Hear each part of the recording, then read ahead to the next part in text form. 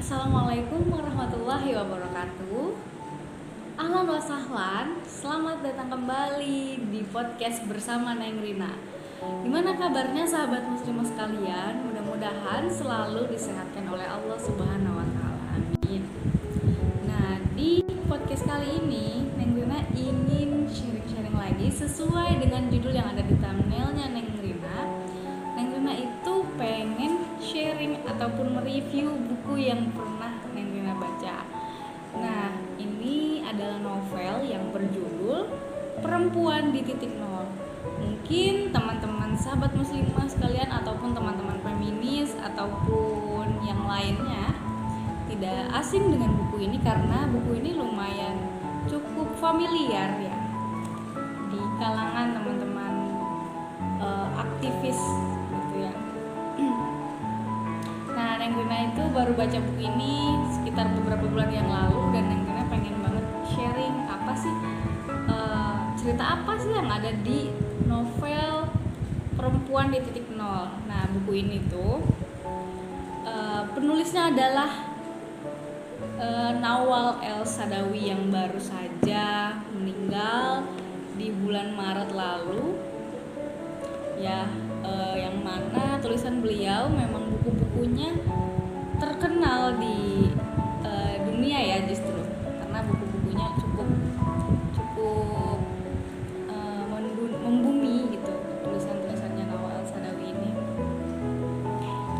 di mana Nawal El Saadawi adalah salah satu tokoh feminis dunia, salah satu penulis buku yang cukup banyak kita kagumi ya sebagai kaum feminis seperti itu.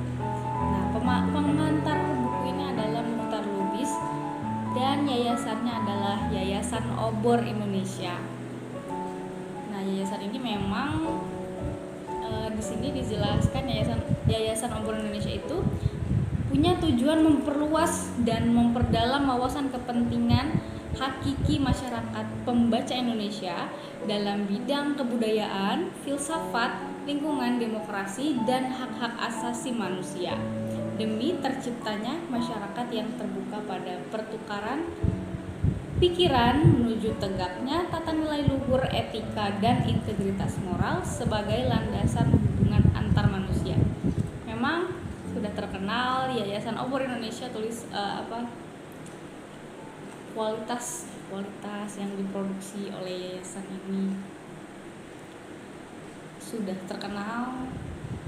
Lalu untuk ini Yayasan Obor Indonesia ini menerbitkan dalam bahasa Indonesia yang jika diperlukan dalam bahasa asing karya-karya pilihan di bidang ilmu pengetahuan alam, sosial, budaya, filsafat dan agama, informasi dan komunikasi, ilmu teknologi, buah tangan penulis atau cendekiawan Indonesia dan negeri asing. FYI, Yayasan Obor Indonesia alamatnya itu di Jalan Pelaju nomor 10 Jakarta 10230 ya. Nah, apa yang bikin Neng Rina tertarik membahas buku ini adalah ini diambil dari kisah nyata. Lalu kisahnya ini menurut Neng Rina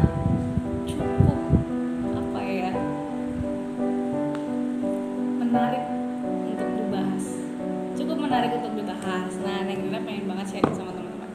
Jadi, apa yang Neng Rina baca di buku ini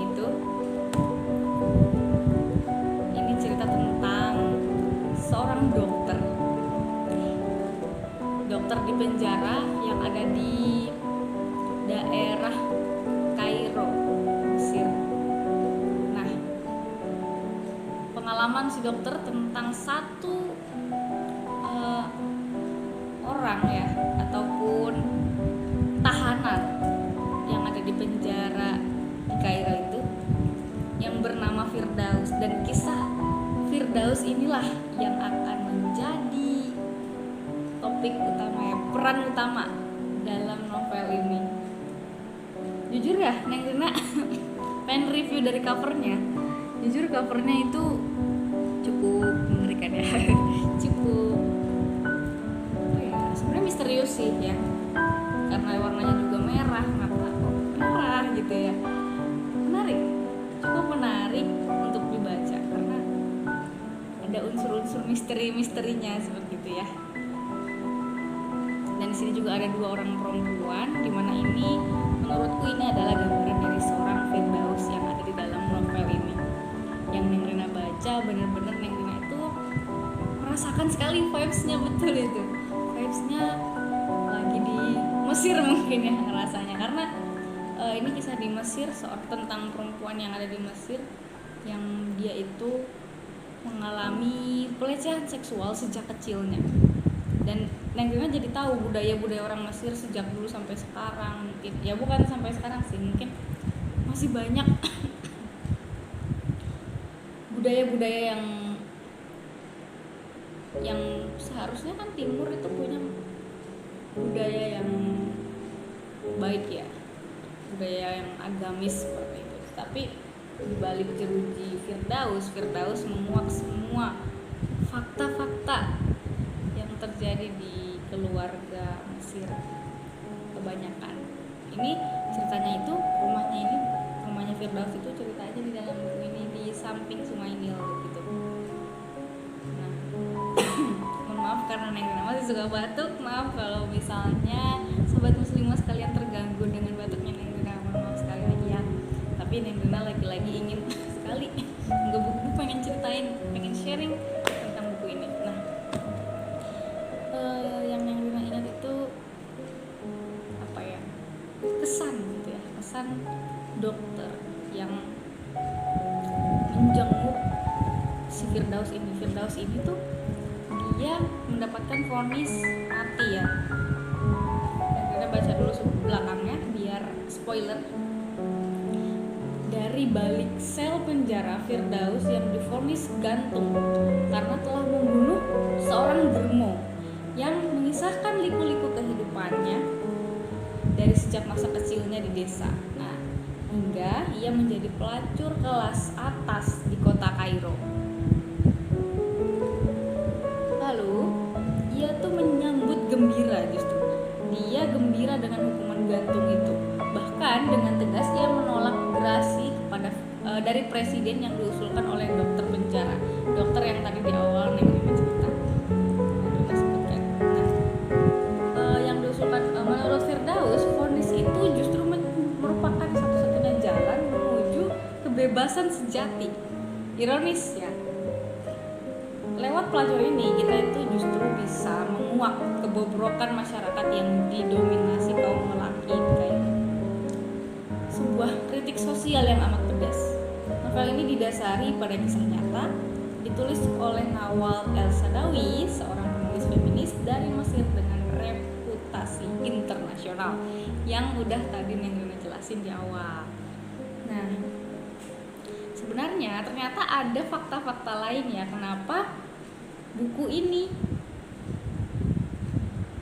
ditulis oleh orang Mesir, tapi justru kejadian kebobrokan kaum lelaki yang ada di Mesir itu justru di sana pusatnya. Dan ternyata buku ini ditolak di beberapa negara di Mesir itu sendiri. Di Mesir itu sendiri buku ini justru ditolak, tapi buku ini dibaca oleh teman-teman feminis di seluruh dunia. Ini sudah sejajar dengan buku-buku internasional seperti itu. Jadi Neng Rina jujur ngerasa sedih banget karena membaca kisah seorang perempuan yang mengalami kekerasan sejak kecil. Dari kecil di sini disebutkan betul hal-hal apa saja yang si Firdaus ini dapatkan pertama dari ayahnya, dari lelaki sekitarnya. Semua laki-laki yang ada di sekitarnya itu melecehkan dia. Laki-laki yang ada di lingkungan dia dia mendapatkan pelecehan dari semua laki-laki yang ada di sekitarnya. Maaf mungkin kalau misalnya Neng Rina agak belibet karena gimana ya, Neng Rina ngerasa miris banget gitu. Pertama nih, masa kecil Firdaus itu selalu seperti menjadi pembantunya gitu ya, dari bukan Firdaus aja. Jadi pengakuan si Firdaus ini tuh di masa kecilnya dia dia dan ibunya intinya setiap perempuan yang ada di dalam keluarga itu selalu diperlakukan seperti pembantu, dan laki-laki adalah raja di dalam rumah ya. Jadi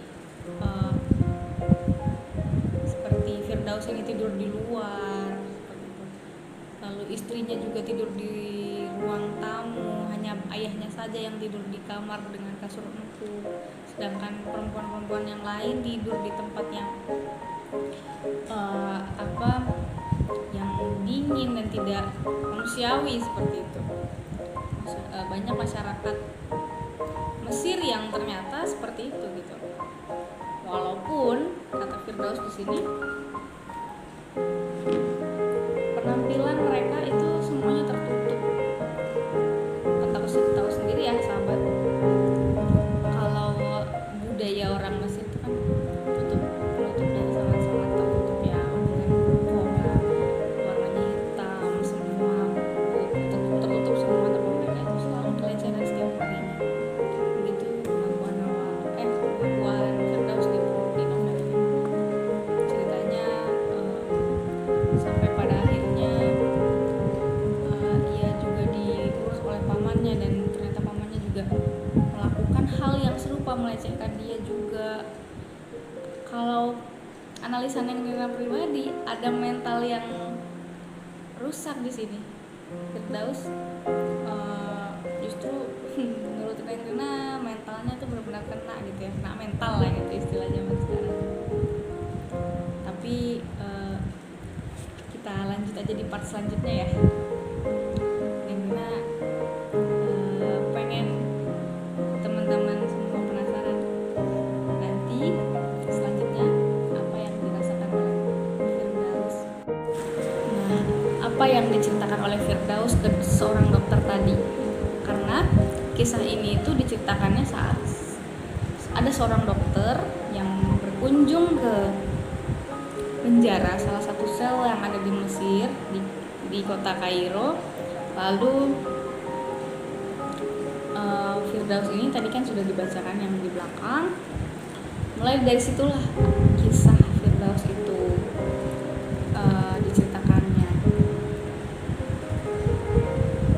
Dan menurutku dokter ini sangat-sangat empati gitu ya, empati dengan kisah yang diceritakan oleh Firdaus.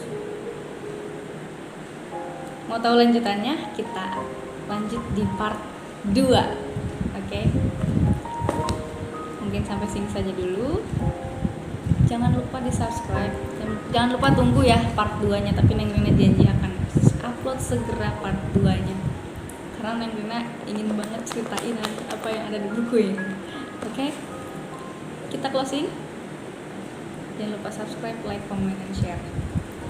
Allahumma fiqh ila qawmi thoriq. Wassalamualaikum warahmatullahi wabarakatuh.